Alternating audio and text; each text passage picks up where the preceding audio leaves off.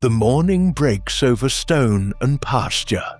Joseph's father has given him wonderful garments, layered, richly woven, meant for distinction, not labor.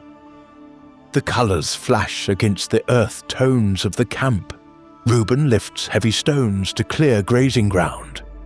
Judah wrestles a stubborn ram back into line. Simeon and Levi drive straying sheep with force. Joseph watches, learns, moves quickly to help, yet never fully blends in. Young Joseph moves among sheep and rough terrain, his hands still soft compared to the scarred hands of his older brothers. He is present, but different. Night covers Hebron. Joseph sleeps. In his mind, the field stretches endless and bright. The grain stands upright, then bends toward him in ordered motion. The image feels alive. He wakes breathing heavily, unable to shake the vision. The next day, his expression carries excitement. The brothers' faces harden. Jacob sends Joseph after them. The journey is long and exposed. Sun beats down. Sand clings to his sandals. He searches ridge after ridge before a stranger points him toward Dothan. From a distance, the colors betray him. The brothers stand still, watching his approach. Years of comparison gather into a single decision. Movements tighten. Hands close into fists. The plan forms silently. In one violent motion, they seize him, and they cast him into a pit. And the pit was empty. The walls are steep, cut from rock. The sky appears distant. Opportunity arrives slowly across the sand. The brothers rise, eyes meet. The plan shifts from murder to profit. Joseph is lifted from the pit, not in rescue, but in transaction. His wrists are bound tightly. The rope burns against skin. The transaction is swift, permanent. The caravan begins moving south. Hebron disappears behind him. The hills fade into memory. The robe lies stained far away. Ahead lies a land of stone cities, foreign speech and power. The caravan enters Egypt beneath massive stone gates. Foreign language fills the air. Joseph stands among chained captives as merchants inspect muscle, teeth, posture. A high-ranking officer steps forward. His garments are fine, his bearing authoritative. Silver changes hands again. Joseph is led away into a house of power. Joseph moves carefully, studying every detail of his new world. He learns the rhythm of the household, the storage rooms, the ledgers, the discipline of servants. His posture shifts from broken to steady. Efficiency replaces fear. Potiphar watches from a distance. Days become months. Joseph's management brings order. Supplies increase, theft decreases, the estate thrives. Potiphar removes responsibility from his own hands and places it into Joseph's. Authority grows quietly but visibly. The former slave now commands the household. Potiphar's wife cast her eyes upon Joseph. The pursuit becomes deliberate.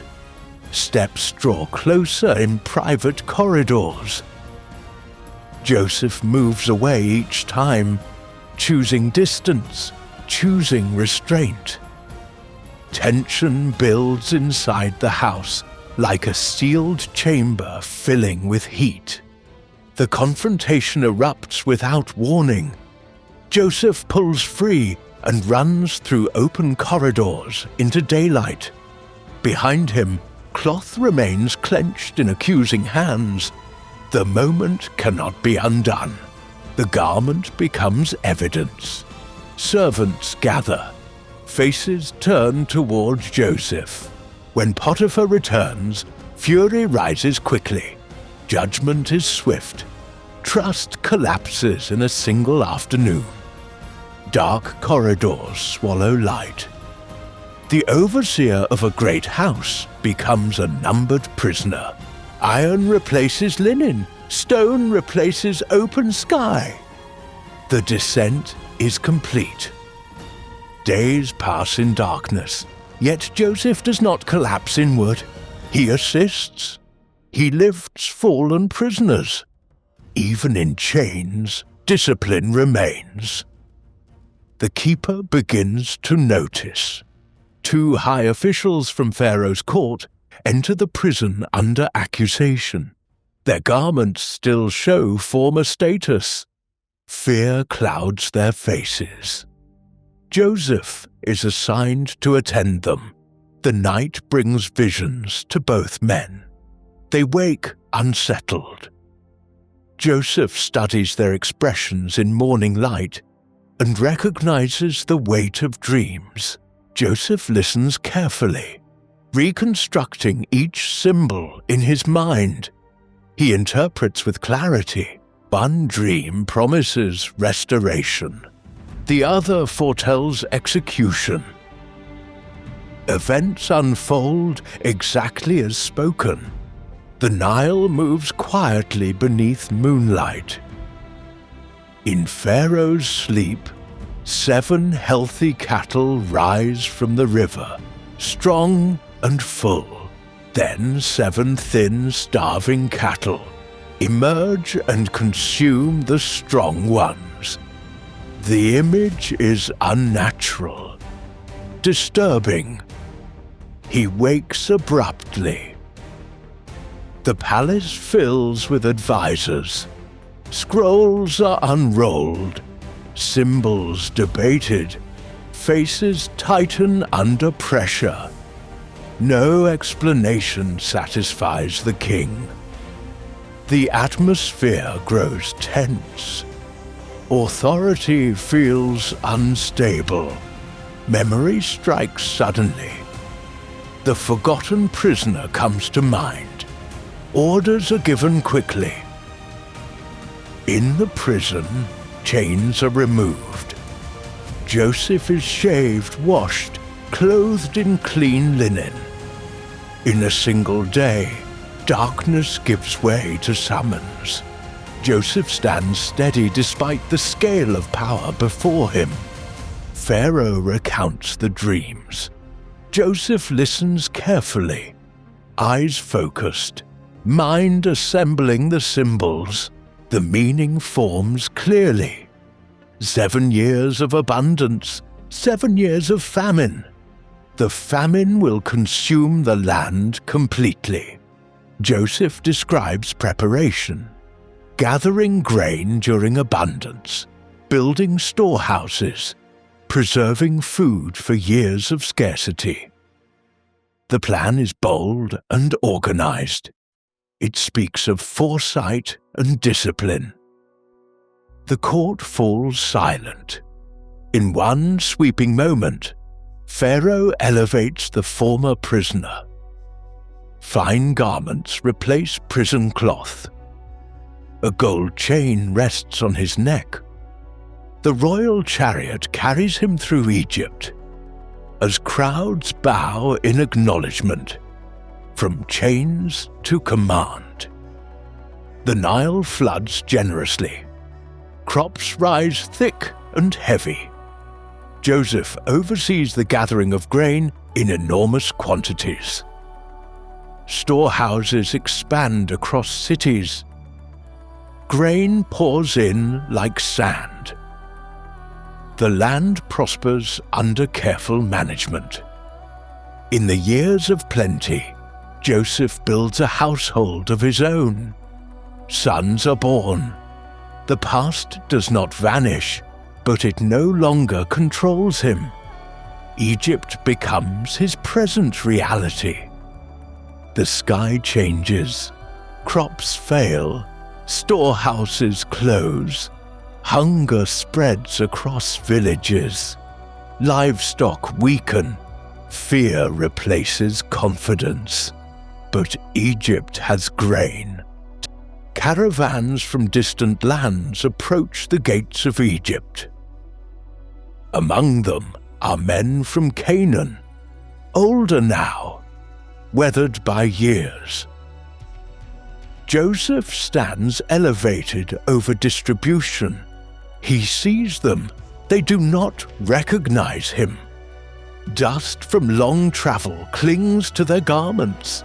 Hunger has thinned their faces. They kneel before Egypt's governor without lifting their eyes. Joseph watches from above. The years fall away in an instant. The dreams of youth replay silently in his memory. The sheaves have bowed. They do not know the man before them is the brother they sold. Joseph studies their reactions carefully. Fear spreads across their faces. They protest with desperate gestures, pointing toward Canaan, describing their family.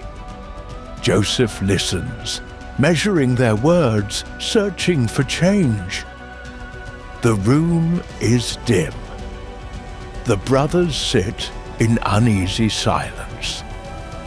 Hunger is no longer the only weight on them. Old guilt rises in whispers across their faces. They remember another pit. Another brother. Joseph steps forward suddenly. Simeon is pulled away and bound. The others recoil in shock. Joseph turns away briefly, his composure cracking for a moment. But he returns to firmness. Grain fills their bags. Unseen hands return the silver into hidden folds. The plan deepens, the test sharpens. Along the journey home, one sack is opened. Silver glints under starlight. Faces drain of color. Fear overtakes relief. Egypt's ruler will believe theft. The story pours out before their father. Simeon remains imprisoned. The ruler demands Benjamin. Jacob recoils at the thought. One son lost, one detained. Benjamin is all that remains of Rachel's line. He refuses to send him. Time passes. Grain runs out. The famine tightens its grip. Survival leaves little room for refusal.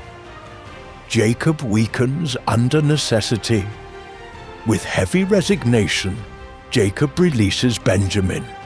Gifts are gathered, double silver prepared.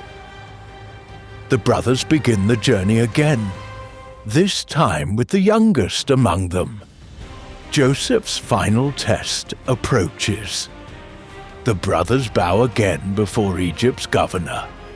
Among them stands Benjamin, no longer a child, but still carrying the resemblance of their mother.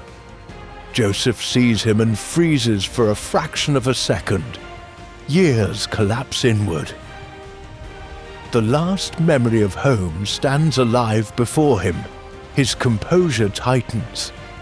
Emotion surges beyond control.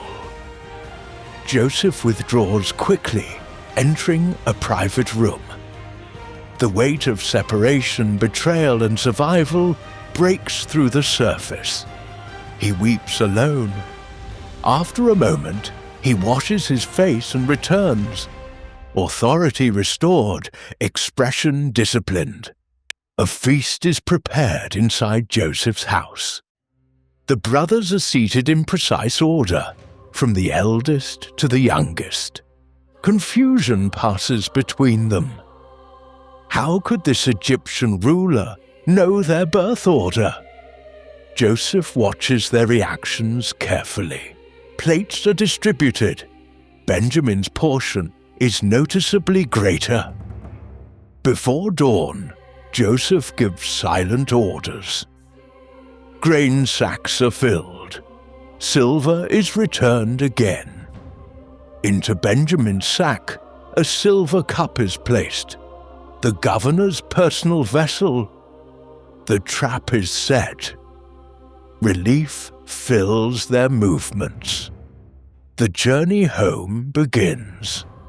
For a brief moment, it feels as though danger has passed. Dust rises behind them. Before they reach open distance, riders approach rapidly. The brothers stop, confusion turning to fear. Search begins immediately. From eldest to youngest, sacks are opened. Nothing appears until the last. The silver cup gleams in Benjamin's bag. The air freezes. Joseph confronts them with controlled severity. The verdict is clear. Benjamin will remain as a servant. The others may go free. The moment mirrors the past, but reversed. Years earlier, they had abandoned one brother for silver. Now freedom is offered at the cost of the youngest. Judah moves forward. His posture is firm but humbled. He does not plead for himself. He offers himself in Benjamin's place. The room is heavy with expectation. Benjamin stands trembling. Judah remains bowed in surrender. Joseph's composure fractures. Years of restraint collapse at once. His breathing tightens. His hands tremble against the throne. He signals for every Egyptian servant to leave.